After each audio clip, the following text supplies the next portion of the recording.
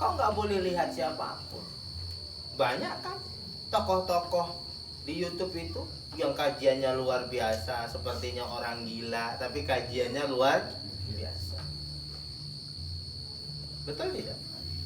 Kau nggak boleh begini. Kayak yang harus kita, yang harus dicontoh dan didengar, yang harus didengar, dilihat, itu cuman Rasulullah Shallallahu Alaihi Wasallam.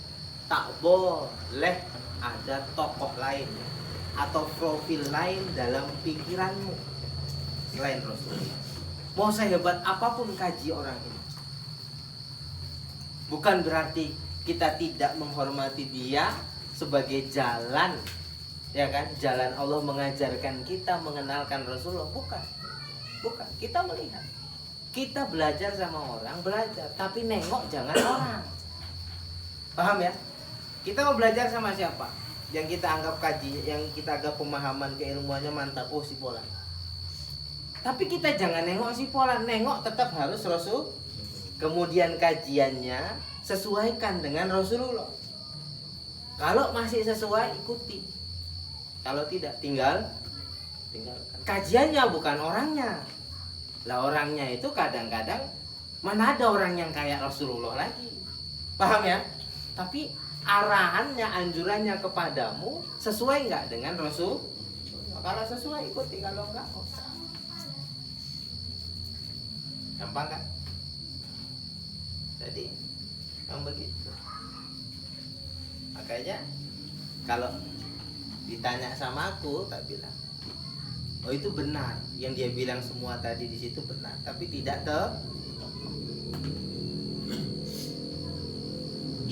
dia ngerti tapi tidak paham banyak hal yang tidak dia paham. Kenapa dia berpenampilan cuek? Apa dia nggak tahu kalau Rasulullah itu rapi? Betul tidak? Rasul rapi, bersih, wangi. Ingat itu. Maka kalau salah tengok, terakhir orang berpenampilan suka-suka, yang penting ngerti dan kenal Tuhan. Paham apa ini? Iblis. Jelas? Batin perlu, penampilan juga itulah Muhammad sallallahu alaihi wasallam. Semua perlu, itulah kafah. Zahiran wa batin. Nah, kajian tadi kalau didengarkan orang awam kan benar kan? Nggak perlu nyasing PP daripada kan bisa aku pikirannya sama. Sholat punya hati busu Allah. Terakhir kalau yang dengarkan kajian ini orang awam, bahaya tidak? Bahaya sahabat, bahaya. Terakhir orang tawang tadi membenarkan posisi dia. Mendengarkan kajian-kajian seperti itu butuh pemahaman, wawasan yang cukup, karena dia bicara masalah kebatinan. Sementara penyampainya, zahirnya, yaitu tadi, enggak ngurus badan, enggak ngurusi badan, enggak nutup aurat, betul tidak? Dia pakai celana pendek, rambut gondrong, baju koyak. Pakaiannya dia tidak menutup aurat. Kemudian dia bicara kebenarannya kita terima. Paham ya? Kebenarannya kita terima, tapi sikap dan perilakunya tidak bisa jadi panutan. Karena itu jangan cari tokoh lain selain Muhammad Sallallahu Alaihi Wasallam. Jelas di sini? Karena siapapun tokoh lain itu pasti akan mengecewakan kita. Pasti. Wajib kita kecewa. Tapi kalau mengidolakan Rasulullah, menokohkan Rasulullah, itu ada masalah di sini. Banyak kalau kajian-kajian ngeri banyak.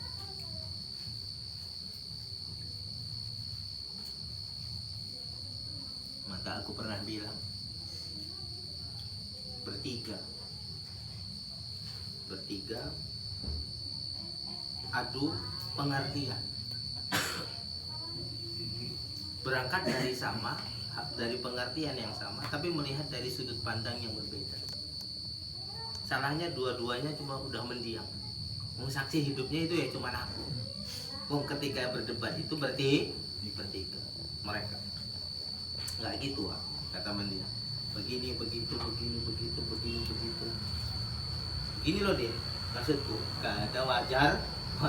Ini pengertian. Bicara masing-masing, bicara berangkat dari pengertian. Siapa? Hah?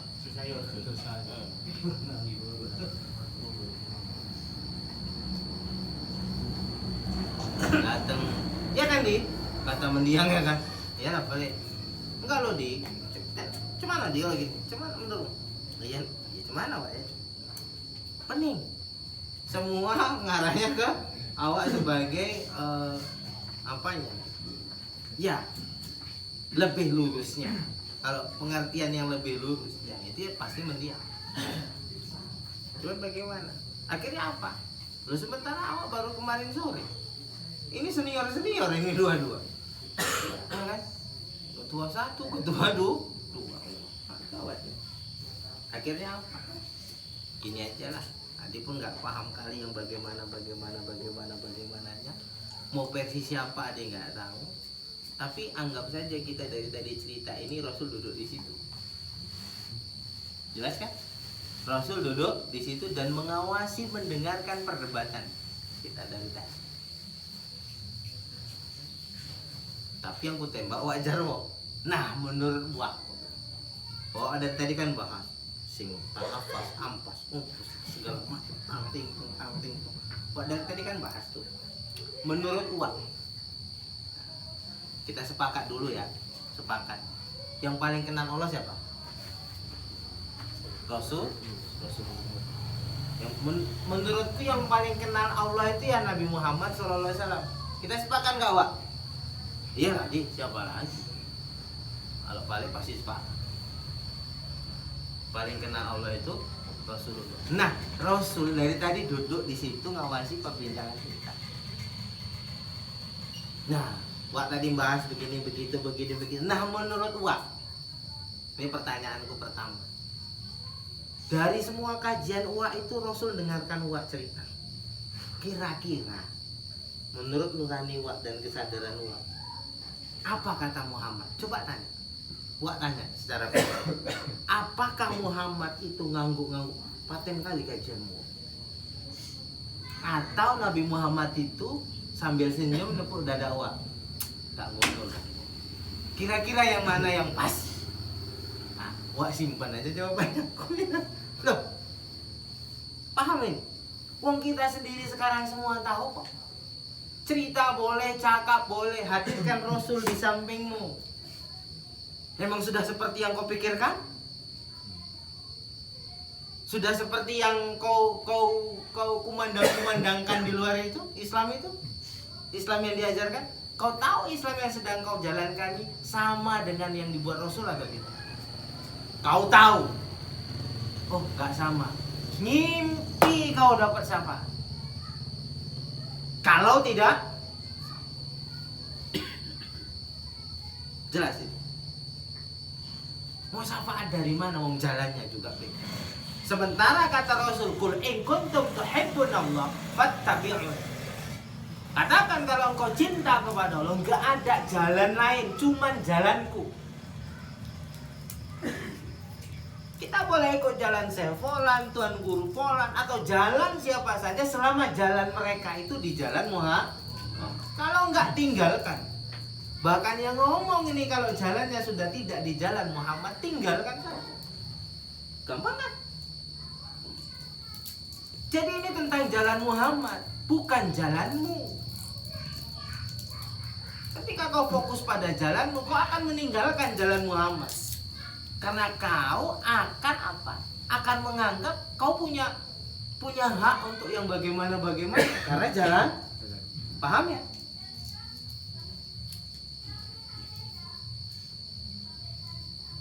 Nah itu. Cuman jalan, nggak ada jalan lain sahabat. Selain jalan Rasulullah. Dan kita tahu bagaimana Rasul, jangan bilang kita tidak tahu. Akhlaknya, sabarnya, ikhlasnya, tawakalnya, yakinnya, ibadahnya, semua kecintaannya kepada Allah. Jadi cuma jalan itu menuju, cuma itu. Maka Maka siapa mereka atau para aulia wali-wali Allah ya, yang memang konsepsinya itu mendekat, pasti ikut Rasulullah, nggak ada jalan lain. Mereka nggak akan ciptakan jalan sendiri kalau benar pemahaman dan akidah.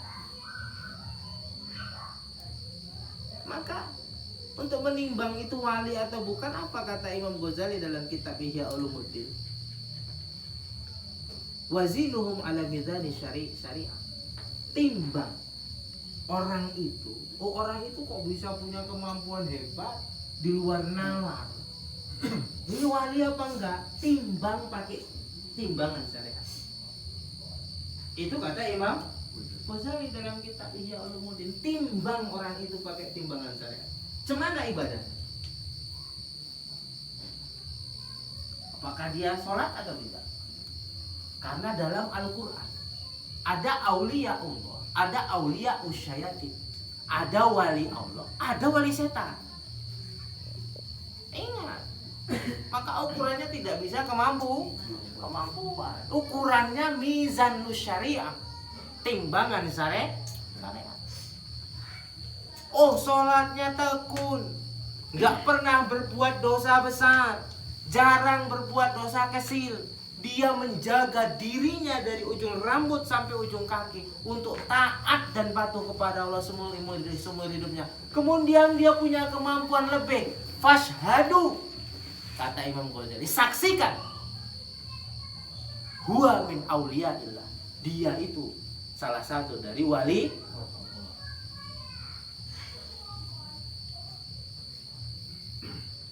Punya kemampuan luar biasa, tapi diukur dengan mizan syariah, ibadahnya, apanya semua lebih. Masyhadu, kata yang mau disaksikan. Huwa min auliyaillah. Orang itu bahagian daripada wali. Sembahyang nggak pernah. Apalagi? Kemudian puasa Ramadan tidak. Punya kemampuan luar biasa. Fashhadu, kata Imam Ghazali. Yang protes dengan statement ini jangan sama saya, protes sama Imam Ghazali. Saya cuma menyampaikan apa yang disampaikan Imam Ghazali. Fashhadu huwa min auliya isyayatin. Saksikan, itu wali setan. Jelas ya? Jadi kita harus punya bingkai yang tepat. Kau boleh berpikir, boleh berpendapat, boleh merenung. Ingat ya, bukan kau tidak dikasih kebebasan. Jiwamu itu dibebaskan sama Allah.